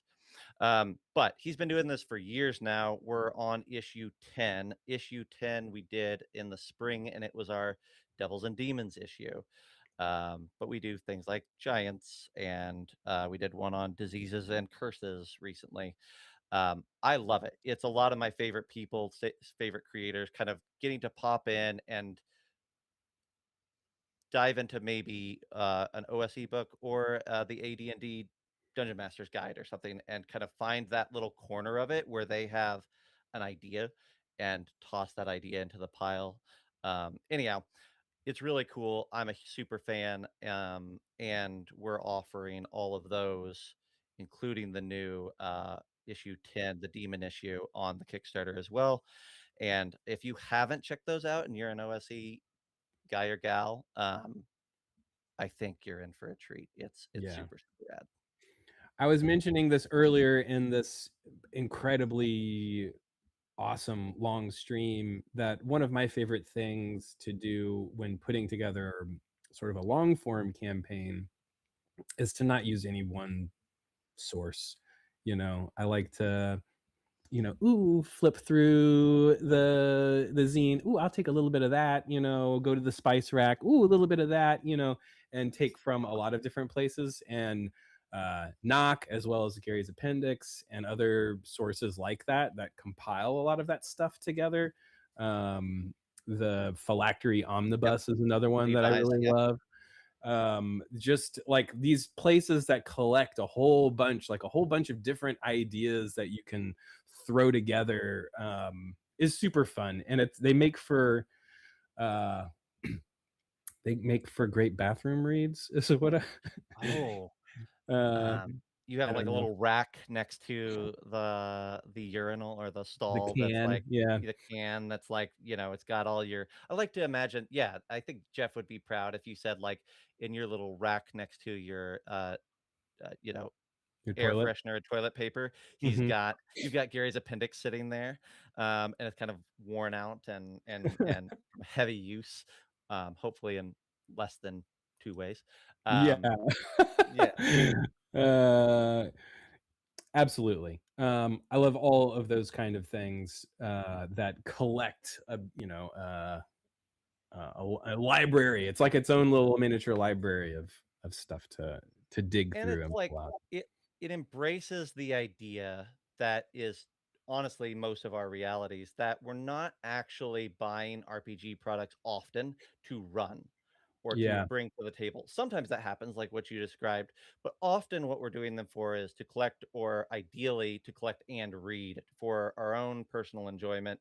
And I think like the amount of personal enjoyment that you can get out of a resource guide or an adventure path is of a certain level. But it at the end of the day, what that's all pointing you to is putting this on the table. Yeah. And I always get excited when I can buy something that I know, like, actually, the biggest win for this book, the goal of this book is just that I bring it home and crack it open on a Friday night and read the articles that I find interesting. And like, I have accomplished the purpose of this book. Yeah. And it doesn't just then go on my shelf and be like, well, I wish someday I'll get to run that. Like, it's already done. It's already a win. And it's letting me see other people's ideas along with that in a wide variety. So I don't know. I Amazing. really get excited about the things that are tied to our hobby and tied to um, publishing, but not just something that's meant to be played, if that makes sense. Yeah. And there are a couple of things like that that we'll be announcing later as a part of Old School Essentials Month. But I am not at liberty to reveal them yet. What? So just keep Perfect time. Perfect time. just keep your eyes on the YouTube or your fingers on the Backer Kit page. I don't know. Zach, thanks so much for coming to share with us a little bit about this project. If you haven't already, go give it a back. Be sure to add on the Gary's Appendix. Stock that bathroom reading shelf. Perfect. All right. Thanks, Zach. call. Beckett, can you send in Tim? I think Tim is next. From Codex. Oh. I'm gonna try it. Codex Something like that, yeah. Yeah. Okay. Great. Codex Q, Demons Yes. of the Other Side. How's it going, Tim? How are You you know doing? what? It's going pretty good. So I can't complain. I funded in 2 hours, so I'm thrilled about that. Hell yeah. Although Hell yeah. granted, I mean my goal's a little smaller than everybody else's, but I'd already written everything, already bought the art. Thought, yeah, sure, let's just put this all together. And it's obvious, like you mentioned a little bit before, it's already growing. So I targeted like 80 pages. I think I'm 120 or something like that. The bloat So, is real. Yeah. yeah, so I got to do some pretty serious editing, or I'm going to be taking a loss. But that's fine. It's all good. It's all fun stuff. All right. Yeah, all these projects are great. I'm like you Oh my mentioned gosh. before. Yeah, I just hope to make enough money to pay for the ones I'm buying. Yep. Like That I'm seems looking, to be it's the like trend. there's 10 Gary appendixes that I can get. Oh my god! So just as an add-on, and Yeah. that's not counting all the other stuff. So Yeah, there's a lot of really cool stuff yeah, floating around. And but let's not spend your 10 minutes talking about sure. other people's stuff. I want to know what the heck is So who the yeah, the quick playoff. So I wanted to create a brand new set of demons because, like everybody else, I've been playing since the 70s. I've been using the same demons over and over and over again. And, the open gaming license was nice because we got a lot of new ones that way. I had the old Mayfair Demons packet. Mhm. Uh, you know, Mayfair's was local to me, so I had all of those for second edition. I mean, I just got stacks and stacks of demons, but I wanted something new. I wanted something that was just, oh, look, another Type 3 demon. Yay, let's go kill it. We know exactly what we need to do. Well, these are not them. They're not quite Lovecraftian in nature, although they certainly feel that way. These things are old, and they were the sort of cast off remains of the first gods. And because, they're the what's left over when these what I call the luminous primordials ascended, even their refuse was sentient. Ew. So we got these guys, and they're like, You need more than a stack of Gary's appendix in that bathroom. yeah, exactly. So these things were they've been hiding in this place, which interestingly enough is named the same as my long running blog and website, The Other Side. So I thought, oh well, these seem like some cool guys. Let's stat them up and unleash them on players and characters alike.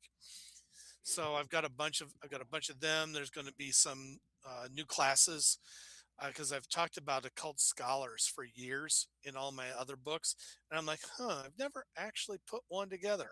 Oh, well, this seems like a good spot to do that. So you got occult scholars, I've got exorcists, and I'm trying to keep everything as compatible with everybody else's. So if you buy my book and you buy other people's books, you can just smush them all together and hopefully have something. That's kind of been a collaborative theme going on Yeah. this stream, picking what you like from one thing and smashing it together with Right. another.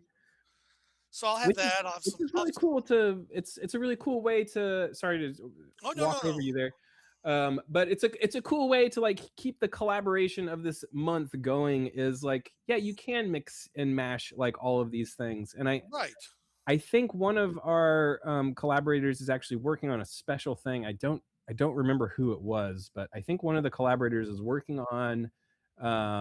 Oh, it was James, I think. I forgot to ask James from Crumbling Keep when he was on here earlier. But I think he's working on a thing that's like basically like a demonic inn that connects all of the projects together. I love it. Oh, that'd be fun. Yeah. Okay. Yeah. I'll look forward to that. Well, yeah, we'll see if it actually is a thing that's happening. And cool. I don't know. I love it. So yeah, with mine, I mean, if you like the occult scholar, you could use that. But if you don't want to use the exorcist, okay, that's fine. There's other stuff, and of course, I'll have a ton of spells. I've been writing stuff about witches for freaking decades now, I think, and I just want to probably. I mean, I have spells to spare. All yeah. So, can I ask you about this little hunched over guy on? Oh yeah, the your card. Yeah. What's this guy's deal? I love the way he looks. So the Gamaliel started out as this idea. Have you ever seen this thing? It's something physiologists use. It's called the sensory homunculus. No, but I like. So I mean, it sounds like a cool spell. The sensory homunculus is a caricature of a human, but given the areas that have the most sensitivity, the most nerve endings are expanded so that the whole creature has sort of evened out nerve endings. So his hands are huge, his lips and tongues are huge, the eyes are gigantic. It just is this grotesque, distorted thing that we talked about in neuropsych and all this other stuff. And I saw this and I'm like, oh, that's a great demon. And that's how he got started. He was my patient zero of all of this. And I put him together, and he's the Gamaliel, which means the obscene husk. And they're a demon. They're not necessarily interested in evil. I mean, they are, but that's not their primary motivation. Their primary motivation is they want to experience everything. So the best thing that could happen to you if you ever get caught by a Gamaliel is that they kill you right away. Because other than that, they like to play with you and they like to experience things. And these experiences go from sight and touch all the way to taste and everything else. So yeah, these guys are fairly nasty. I'm guessing like if one of them popped up, say in a more modern setting, like sometimes demons, you trap them in these like circles that specifically have to be written in chalk or blood on paper, right? But for this guy, I'm thinking it's one of those sensory deprivation tanks that Daredevil gets in. Yeah. And you like have to get them in the tank and get it sealed. And then right? He would lose his mind, right? Exactly, because that all they want to do is experience. Now, see, and that's the other part with all of these quip layoffs, since they are so old and they are so foreign to our universe, they begin to warp reality around them. So things start changing. Sounds are different. Tastes are different. Everything, there's this whole idea of corruption. So I also have a bunch of quipliotic corrupted monsters, Yeah, and including, well, I do cheat, and I have a type 1 Brock in there that's been, that's okay. I don't and think that's cheating.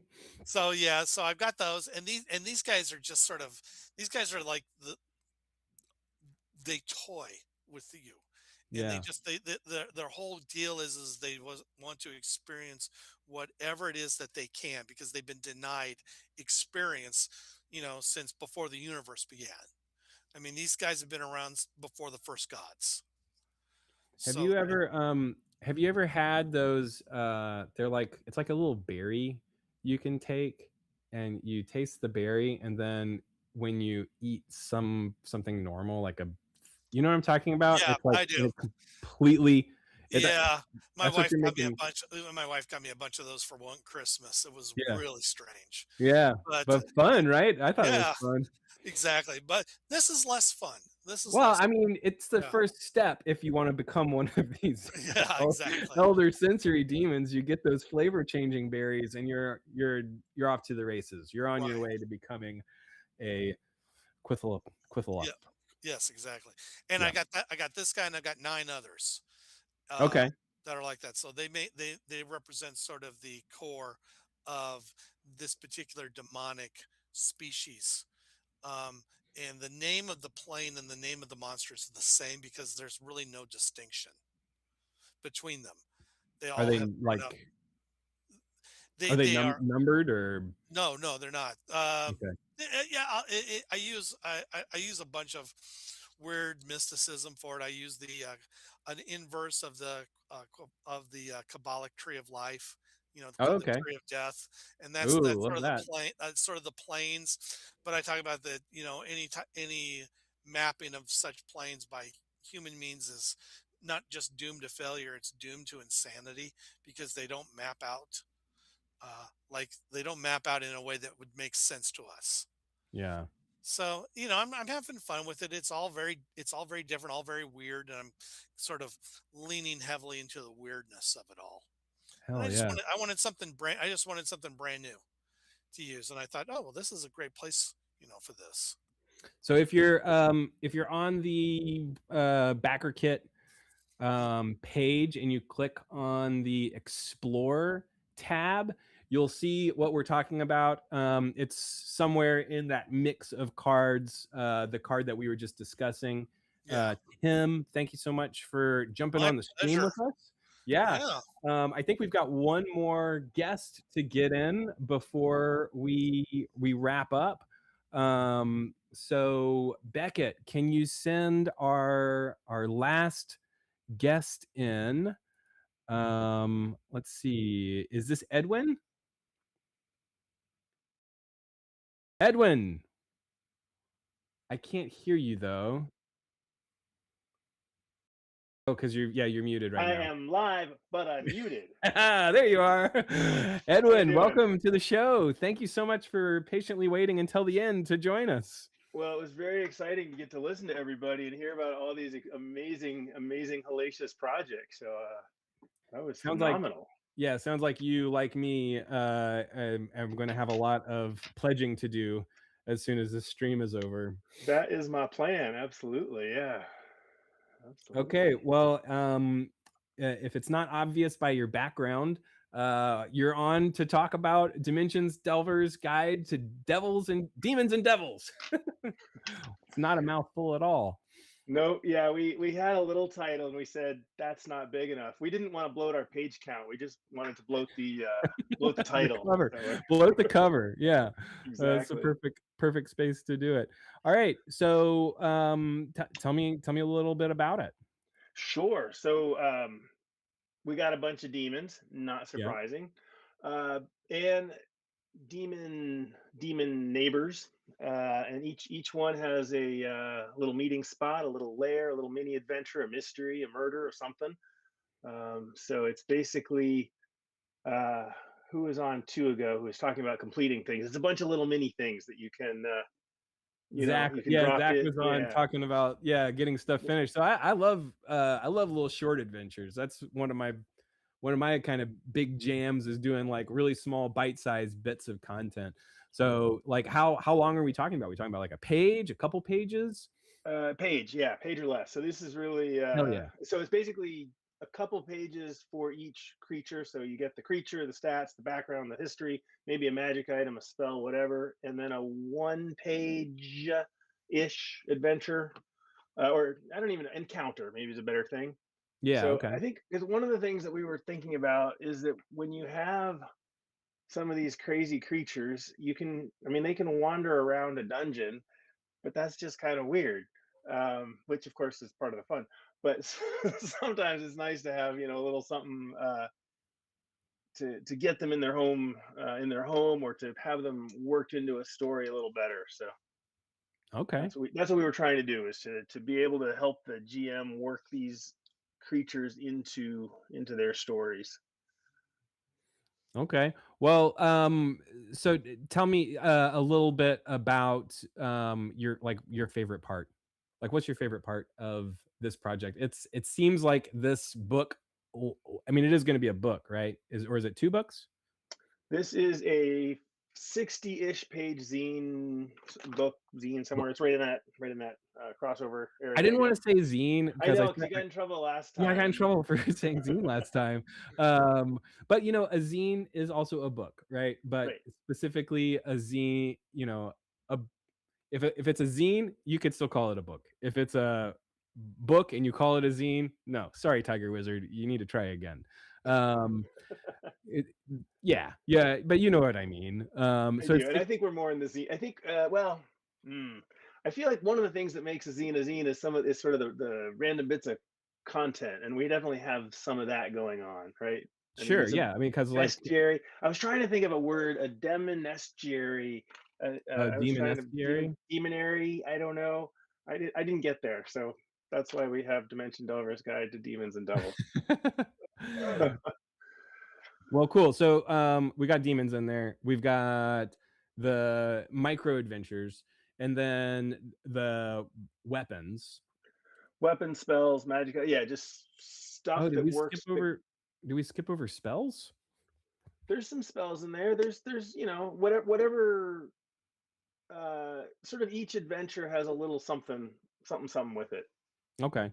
And I guess a little on the just because it was sort of fun, most of this started with the art. We had Artem, who was just cranking out some demons, and I don't know, he might have had a bad day at work or something, and he was just making some gorgeous art. So we're really excited to be able to then put that into some story, which was awesome. good. And then, so you started with the art, and then you started building these little micro adventures around that art, and then from there just sort of fleshed the whole thing out. Yeah, sort of from the art, and then make sure we understand the demon that the art represents, and then put that into context to get ourselves a little mini adventure, and then add a piece or something, a bit of extra gaming goodness to the adventure. Hell yeah. So from what I understand, you also have some cross pollination. Yeah, pollination. So how does that work? Like with your stuff seeding into some of the other projects? That is a super good question that I cannot really answer. No, so okay. I know we have some. I know that some of our adventures are rumored in the rumored rumor tables. Okay. But Casey, I understand that you have a little imp who's running around in somebody else's adventure. I think that is true. Yeah, I think we have some of our stuff has wandered off, has left our book, and invaded other people's worlds, which is super fun. I think that's really. I mean, that's the whole month is really cool. But to me, it's like, oh, like we created this little guy, and then somebody else is like, oh yeah, I'm gonna have that little guy wandering around in my book too. Like, I think that's super fun. It's just tying all of these individual creations together. Well, I Yeah. feel like it's most writers' dreams or game. You produce gaming stuff so that people will use it, and Yeah. if the person using it is somebody else who's producing gaming stuff, that's sort of a double win.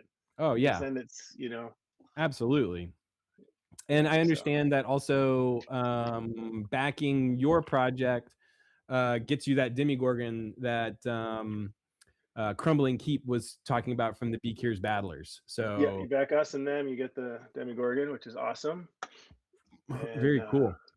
And I also think that since we're super close to funding, then having backing us, coming right now and supporting us helps the whole project, because I know there's some exciting stuff when you get everybody on board. So Oh, that's right.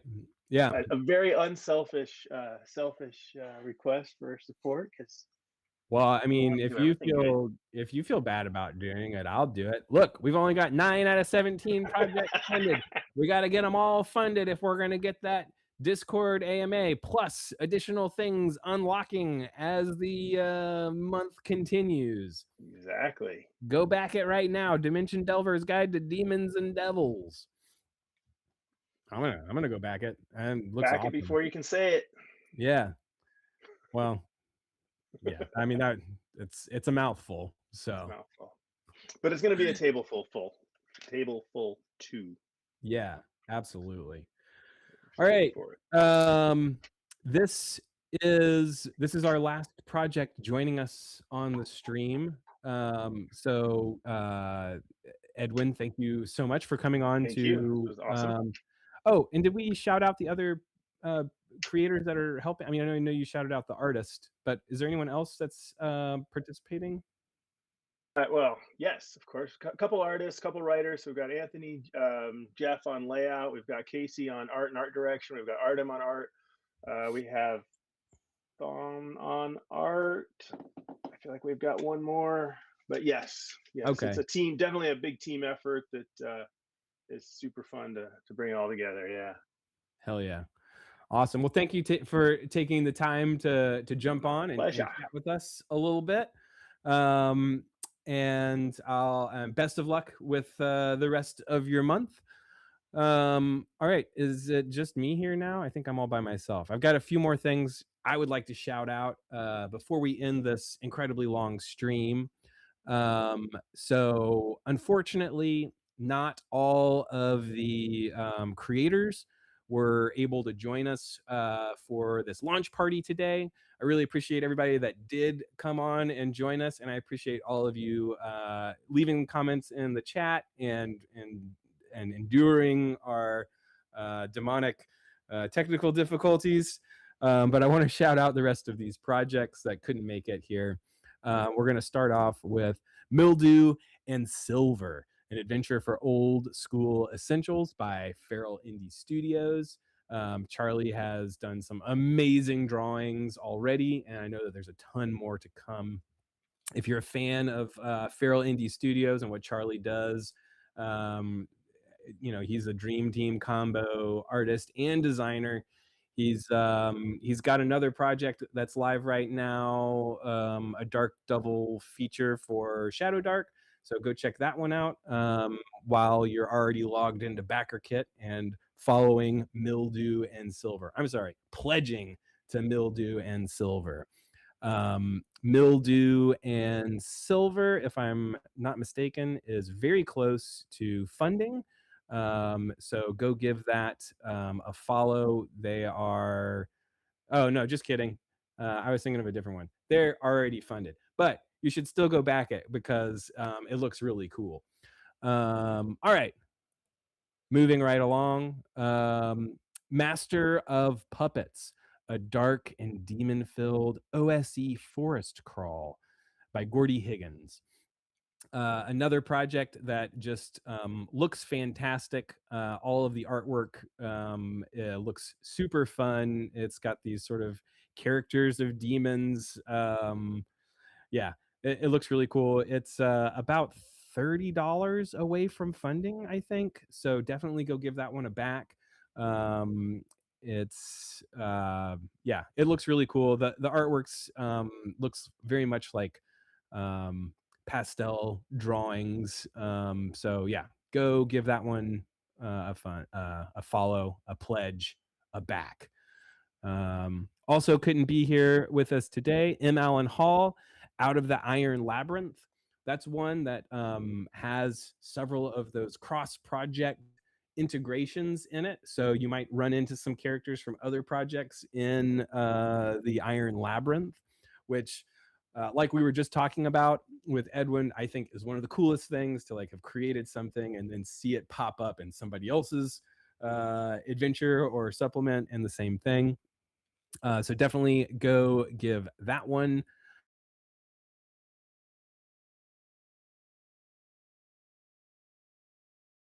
without saying, but you know, pledge to all of these.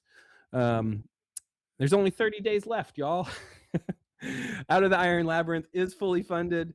So no worries there. I wouldn't worry really about any of these projects. I feel very strongly that they will all fund because they are all amazing and very cool looking projects. But definitely go check that one out. You have to escape from a prison hell. All right. Next up, also couldn't be here, the Afterthought Committee, Dinner with the Damned. So Dinner with the Damned is another zine.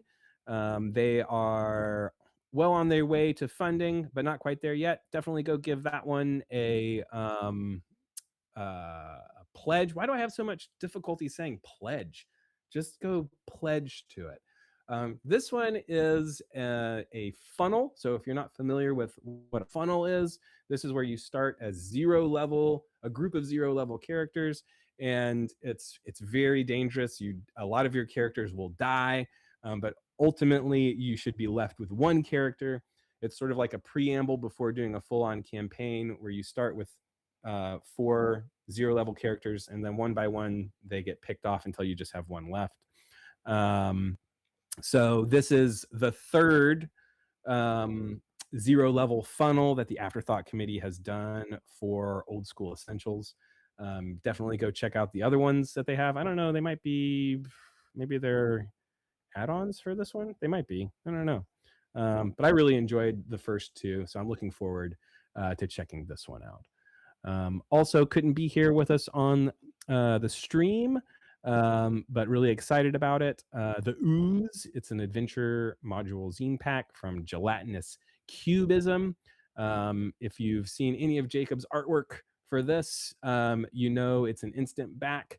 The stuff looks beautiful, and I believe all of these are single pieces of paper that that fold out into like posters. So the Ooze is all the way funded.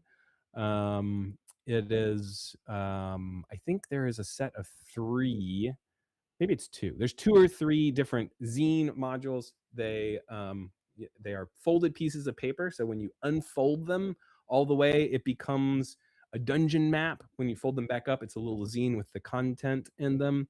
And there's a really cool like stretch goal, which is one of those things that like is a fortune thing, like a fortune teller thing with folded paper. I don't know what those things are called, but you see me doing this and you probably know what I mean. Anyway, you don't have to listen to me explain it to you. Go check out the Ooze on BackerKit.